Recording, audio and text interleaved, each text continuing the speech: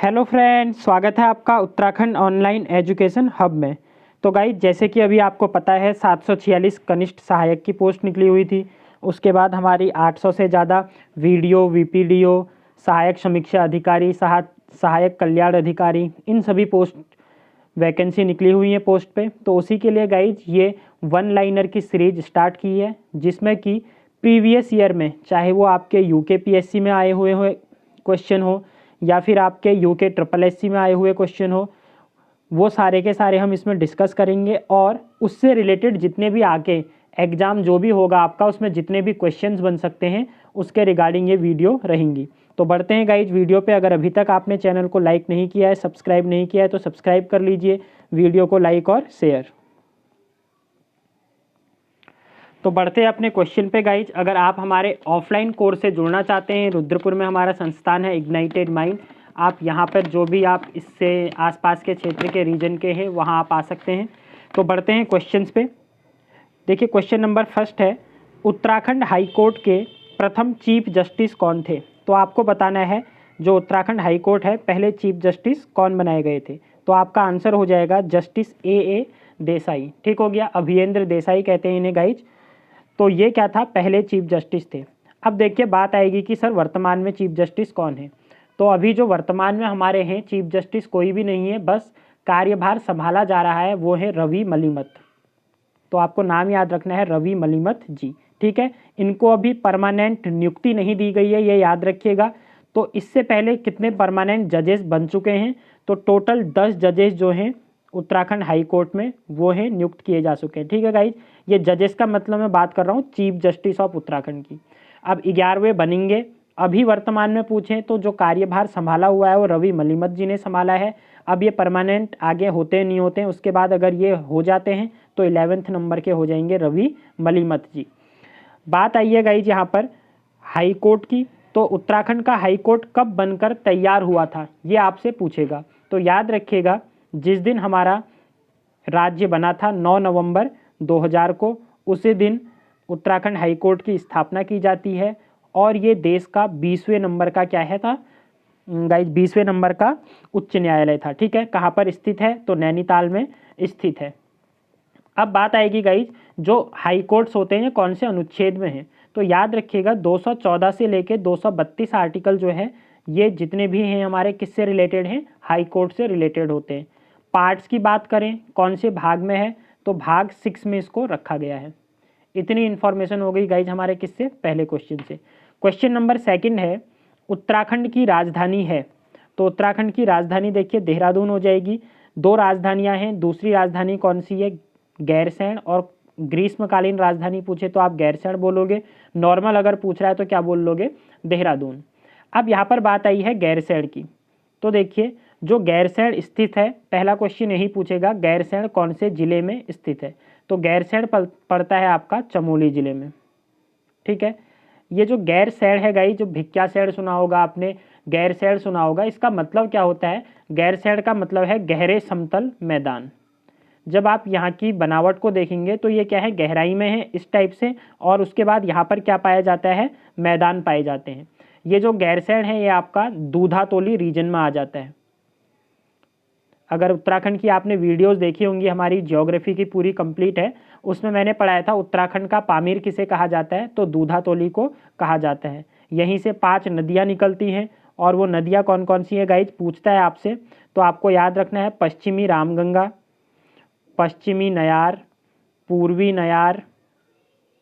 ठीक हो गया, उसके बाद आपकी आ जाएगी एक वूनो नदी। ठीक है, ये हैं। तो ये और एक हो गई आटागाड़। ठीक है, ये 5 नदियां हैं जो कि कहाँ से बहती हैं गाइज? हमारे दूधातोली रीजन से बहते हैं। और कौन से हिमालयी क्षेत्र में आता है दूधातोली रीजन? मध्य हिमालयी क्षेत्र में आता है। तो ये सब आपको इंपॉर्टेंट चीज़ें हैं, पता होनी चाहिए, क्योंकि कहीं से भी क्वेश्चन आपसे पूछ सकता है। दूसरा है गाइज, जो गैरसैंण को राजधानी बनाया गया, क्वेश्चन आपसे पूछेगा कौन सी समिति बैठाई गई थी। तो याद रखिएगा जो समिति बैठाई गई थी वो थी दीक्षित। ठीक है, दीक्षित आयोग बनाया गया था, जिसपे कि क्या बोला गया? इनसे बोला गया कि आप राजधानी का चयन कीजिए, और इनको 4 जगहें दी गई थी, वो आपको याद रखनी है। एक तो इनको देहरादून, दूसरा था काशीपुर, तीसरा था गाइज रामनगर, ठीक है, ऋषिकेश, और अगला क्या था, गैरसैंण। ये 5 जगहें थी और इनसे बोला गया ये 5 जगहों पर हमें आप अपनी रिपोर्ट दीजिए कि ये राजधानी बनाने लायक ठीक है या नहीं है। तो इन्होंने केवल 2 चीज़ों को ठीक बताया था, एक देहरादून और एक काशीपुर, ठीक है, क्योंकि इनका जो मैदानी रीजन था, देखिए यहाँ पर बाकी सब आप रामनगर, ऋषिकेश और गैरसैंण, यहाँ पर प्रॉब्लम क्या थी कि भूकंप आने के क्षेत्र, मतलब भूकंप आने के चांसेस ज़्यादा है, भूस्खलन ज़्यादा हो सकता था। तो इन्होंने बताया कि भौगोलिक दृष्टि से अगर देखा जाए तो देहरादून और काशीपुर ये 2 रीजन ऐसे हैं जहाँ की परमानेंट क्या बनाई जा सकती है, राजधानी बनाया जा सकता है। अगर आपसे पूछे कौन सी समिति ने गैरसैंण को राजधानी बनाने से मना कर दिया था अपनी रिपोर्ट में, तो तब भी आपका आंसर क्या हो जाएगा, दीक्षित आयोग बनाया गया था, ठीक है। गैरसैंण की बात करें गाइज, तो गैरसैंण जो है इसको राजधानी बनाने के पीछे बहुत पहले से ही हमारी जद्दोजहद चली आ रही है। स्टार्टिंग की बात करें तो वीर चंद्र सिंह गढ़वाली जी का आपने नाम सुना होगा। गढ़वाली जी बहुत पहले से इसे क्या बनाना चाहते थे, देश की ग्रीष्मकालीन राजधानी बनाना चाहते थे, और इसीलिए इसी के तवज्जो में उन्होंने 1960 में पंडित जवाहरलाल नेहरू के समक्ष प्रस्ताव भी रखा था, उनको बुलाया था, उन्होंने इनसे बोला था कि आप इस रीजन को क्या कर दीजिए, ग्रीष्मकालीन राजधानी बना दीजिए। उसके बाद जब हमारा गाइज राज्य बनता है 9 नवंबर 2000 को, तो 2000 में भी क्या होते हैं, बहुत से आंदोलन होते हैं कि गैरसैंण को राजधानी बना दिया जाए।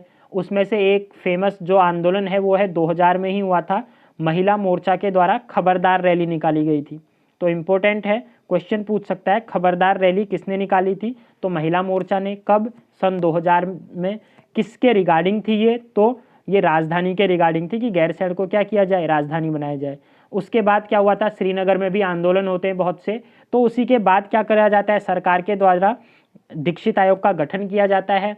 दीक्षित आयोग अपनी रिपोर्ट देते हैं, और 2012 में पहली बार कांग्रेस के कार्यकाल में यहाँ पर क्या होता है गाइज, बैठक होती है कैबिनेट की, ठीक है। आपसे पूछेगा गैरसैंण में पहली बैठक कब हुई, तो 2012 में, कांग्रेस का शासन चल रहा था, और 2013 में फिर वहाँ पर क्या किया जाता है, भवन का शिलान्यास किया जाता है। तो आई थिंक कितनी इन्फॉर्मेशन है, देखिए आप यहाँ से कोई भी क्वेश्चन अगर आपसे पूछेगा गैरसैंण से, तो आप सारे के सारे क्या कर लेंगे, कर लेंगे। नेक्स्ट क्वेश्चन पे चलते हैं। नेक्स्ट क्वेश्चन है, उत्तराखंड में सिंचित क्षेत्र है, तो सिंचित क्षेत्र कितना है ये पूछा हुआ क्वेश्चन है आपका, तो 12.5% भाग। सिंचित क्षेत्र क्या होता है गाइज, जिसपे इजीली सिंचाई कर सको आप, ठीक है। जैसे आप कोई भी खेती कर रहे हो तो इजीली अगर सिंचाई के साधन, वहाँ पर पानी इजीली आपको मिल जा रहा है, तो ऐसा जो रीजन है आप हमारे उत्तराखंड में, वो कितना मिलता है, 12.5% मिलता है। अब अगर बात करें उत्तराखंड का कुल क्षेत्रफल कितना है, तो उत्तराखंड का कुल क्षेत्रफल 53,483 वर्ग किलोमीटर स्क्वायर है, ठीक हो गया, जो कि हमारे देश का 1.69% है। अगर हम देश के रिस्पेक्ट में बोलें तो कौन सा है, 1.69% कुल क्षेत्रफल का, ठीक हो गया। साथ ही अगर बात करें इसकी लंबाई और चौड़ाई के बारे में गाइज, तो देखिए पूरब से पश्चिम और उत्तर से दक्षिण। आकार की बात करोगे तो आकार कैसा है उत्तराखंड का, आयताकार है। यहाँ से यहाँ तक की जो लेंथ है उत्तर से दक्षिण तक की, वो है आपकी 320, और ये है आपकी 358, ठीक है। तो ये आपको याद रखनी है, डायरेक्ट आपसे क्वेश्चन पूछ सकता है। तो ये सब गाइज अगर नहीं देखी आपने, कंप्लीट थ्योरी क्वेश्चन ज्योग्राफी में कराया हुआ है यूट्यूब पे, आप प्लेलिस्ट पे जाके देख सकते हैं। नेक्स्ट है, गंगा का उद्गम है, तो ये ग्लेशियर वहाँ पर दिए हुए थे जो ऑप्शन थे, तो उसी में से जो ऑप्शन हो जाएगा आपका क्या हो जाएगा, गंगोत्री, ठीक हो गया। नेक्स्ट है, फूलों की घाटी स्थित है, तो फूलों की घाटी कहाँ पर स्थित है गाइज, सबको पता होगा कहाँ पर, चमोली में स्थित है।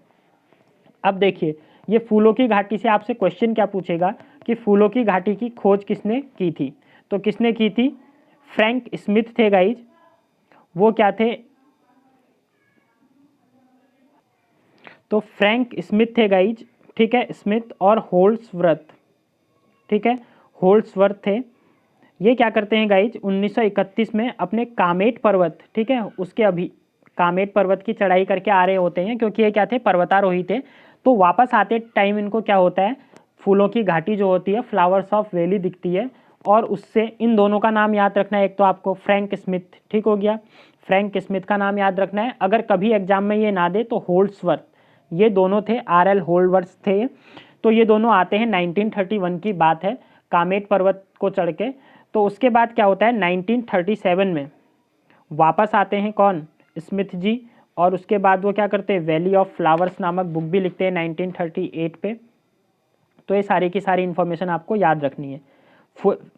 अब ये फूलों की घाटी राष्ट्रीय उद्यान भी है गाइज। यहाँ से इम्पोर्टेंट क्यों हो जाता है, क्योंकि ये यूनेस्को के द्वारा विश्व विरासत स्थल में रखी गई है, ठीक है, वर्ल्ड हेरिटेज रखी गई है। और कब रखी गई, इसको यूनेस्को के द्वारा विश्व धरोहर सूची में कब शामिल किया गया, आपसे ये क्वेश्चन पूछेगा।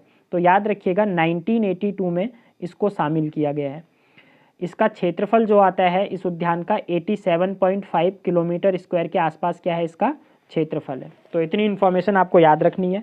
बढ़ते हैं नेक्स्ट क्वेश्चन पे। नेक्स्ट क्वेश्चन है हमारा, उत्तराखंड में विक्टोरिया क्रॉस सम्मान पाने वाला सबसे कम उम्र के सैनिक कौन है। तो आंसर क्या हो जाएगा आपका गाइज, गबर सिंह नेगी।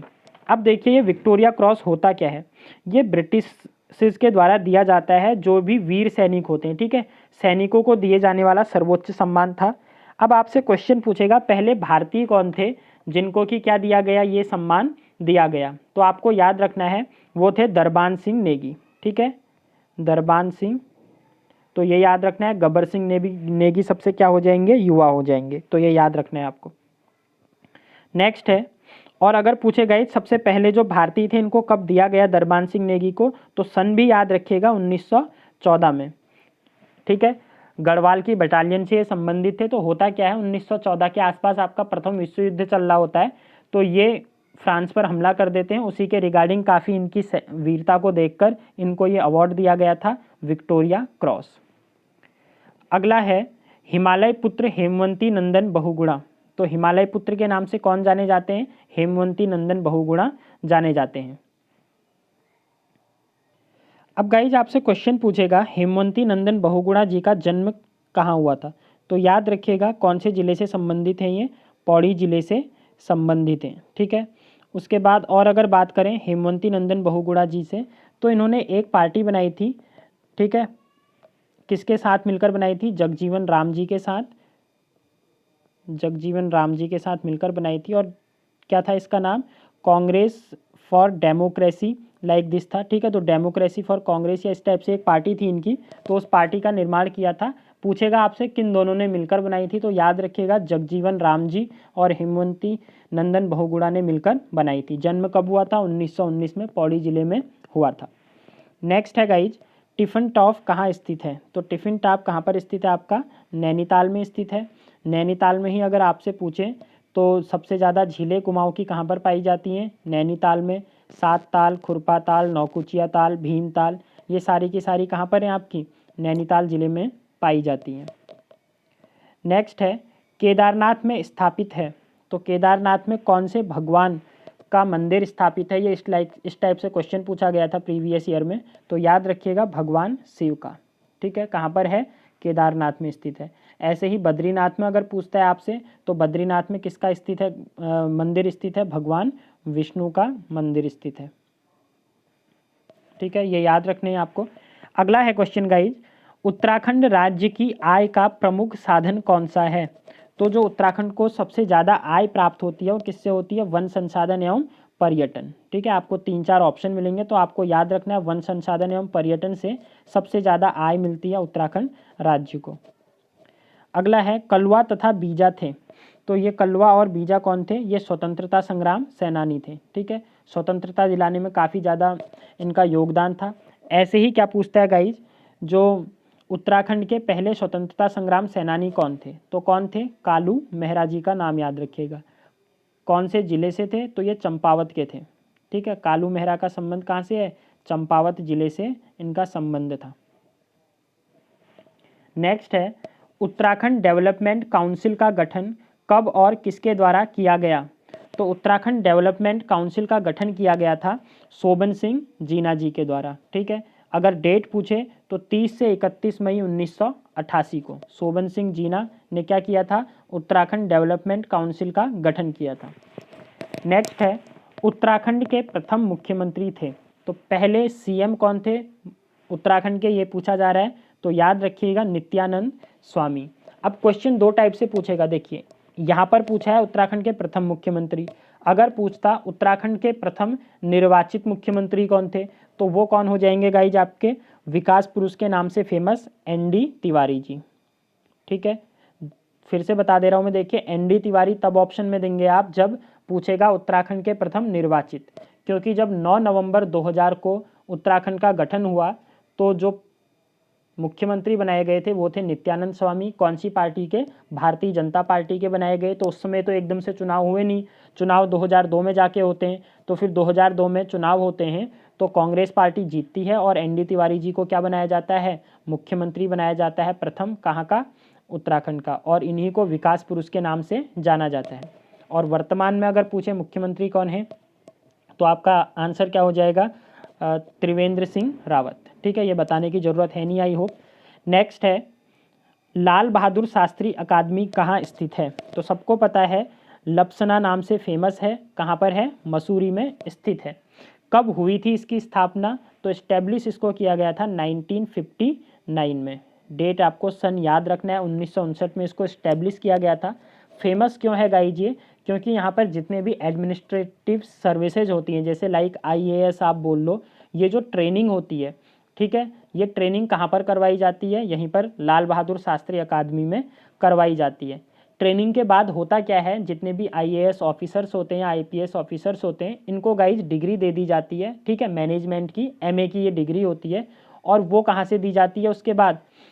दिल्ली यूनिवर्सिटी, ठीक है, जवाहरलाल नेहरू यूनिवर्सिटी से दे दी जाती है। तो ट्रेनिंग तो होती है इधर आपके लपसना में, और जो डिग्री मिलती है MA की वो कहाँ से मिलती है आपको? दिल्ली से मिलती है। तो ये याद रखिएगा। नेक्स्ट है, उत्तराखंड का छोटा कश्मीर कहलाता है। तो उत्तराखंड का छोटा कश्मीर किसको कहा जाता है? पिथौरागढ़ को कहा जाता है। अब बात आ रही है गाइज यहाँ पर पिथौरागढ़ की। तो देखिए, पिथौरागढ़ से जो कुछ इंपॉर्टेंट क्वेश्चंस बनते हैं, पिथौरागढ़ एक ऐसा जिला है जो सबसे लंबी अंतर्राष्ट्रीय सीमा बनाता है। तो उत्तराखंड का ऐसा जिला जो सबसे लंबी अंतर्राष्ट्रीय सीमा बनाता है, आपका आंसर क्या हो जाएगा? पिथौरागढ़ हो जाएगा। उत्तराखंड का ऐसा जिला जो 2 देशों के साथ सीमा बनाता है, तब भी आपका आंसर क्या हो जाएगा? पिथौरागढ़ हो जाएगा। 2 देश कौन कौन से हैं बोलेगा, तो तब वो कौन से हो जाएंगे? चीन, और साथ में दूसरा कौन सा हो जाएगा? नेपाल हो जाएगा। ठीक है, दारमा घाटी, ठीक है, ये भी कहाँ पर है? आपकी पिथौरागढ़ में पाई जाएगी। तो इतनी बात हो गई गाइज किससे? पिथौरागढ़ से। बढ़ते हैं नेक्स्ट क्वेश्चन पे। पिंडारी नदी का उद्गम है। तो पिंडर नदी है ये, वैसे पिंडर नदी जो है वो कहाँ से निकलती है? तो पिंडारी ग्लेशियर से इसका उद्गम होता है। नेक्स्ट है, उत्तराखंड के उच्च न्यायालय का देश के उच्च न्यायालयों में स्थान है। मैंने अभी आपको बताया था, कब बना था बोलेगा? तो 9 नवंबर 2000 को। देश का कौन सा उच्च न्यायालय है? तो उच्च न्यायालय कौन सा है? 20वां ये उच्च न्यायालय है। आर्टिकल मैंने बताया आपको, उच्च न्यायालय से संबंधित जितने भी आर्टिकल हैं वो 214 से लेके 232 तक होंगे। ठीक है, अगर यहाँ पर बात करें गाइज कि जो उच्च न्यायालय होते हैं, उच्च न्यायालय के जो चीफ जस्टिस होते हैं, ठीक है, मुख्य न्यायाधीश होते हैं चीफ जस्टिस, तो उसकी नियुक्ति किसके द्वारा की जाती है? अगर ये पूछे तो याद रखिएगा, प्रेसिडेंट, राष्ट्रपति के द्वारा की जाती है। किसकी सलाह पर की जाती है? तो chief justice of India CJI और उसके गवर्नर के द्वारा। ठीक है, जो भी उस स्टेट के गवर्नर होंगे, जैसे अगर हम उत्तराखंड की बात करें, अब जो न्यू चीफ जस्टिस बनेंगे उत्तराखंड के, ठीक हो गया, हाई कोर्ट के, तो वो प्रेसिडेंट नियुक्त करेंगे, पर सलाह किसकी होगी? वो चीफ जस्टिस ऑफ इंडिया की, और किसकी? गवर्नर ऑफ उत्तराखंड, जो कि अभी कौन है? बेबी रानी मौर्य। नेक्स्ट है गाइज, उत्तराखंड में सबसे अधिक महिला साक्षरता है। तो सबसे अधिक महिला साक्षरता जो है वो किसकी है? देहरादून की है। ठीक है, अब यहीं से पूछेगा गाइज, साक्षरता का क्वेश्चन आ रहा है, तो उत्तराखंड ऐसा स्टेट है जहाँ की जो कैबिनेट है वो देश में सबसे ज़्यादा पढ़ी लिखी कैबिनेट है। ठीक है, सबसे साक्षर जो कैबिनेट है वो कौन से देश राज्य की है? तो उत्तराखंड की। ये भी आपको याद रखना है। अगला है, भूकंप को दृष्टिगत रखते हुए उत्तराखंड को किस जोन में रखा गया है?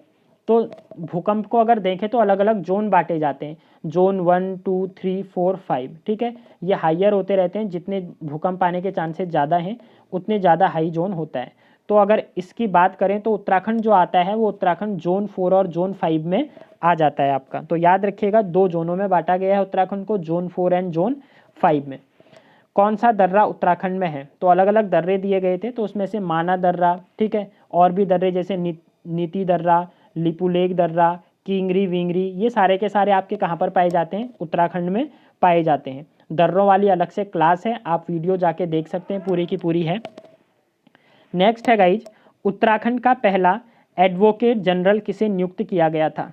तो एडवोकेट जनरल का काम क्या होता है गाइज? सबसे पहले ये समझिए, जितना भी हमारा लॉ से रिलेटेड वर्क होता है गवर्नमेंट का, वो सारा का सारा किसके द्वारा देखा जाता है? एडवोकेट जनरल के द्वारा देखा जाता है। ये किसके द्वारा की? ये जो पहले एडवोकेट जनरल थे उत्तराखंड के, वो कौन थे? सुधांशु धूलिया जी थे। अगर पूछे वर्तमान में एडवोकेट जनरल कौन है, तो वर्तमान में एडवोकेट जनरल हैं SN बाबुलकर, ठीक है। दोनों आपको याद रखने हैं, सुधांशु धूलिया पहले थे, SN बाबुलकर कौन से हैं? वर्तमान में है।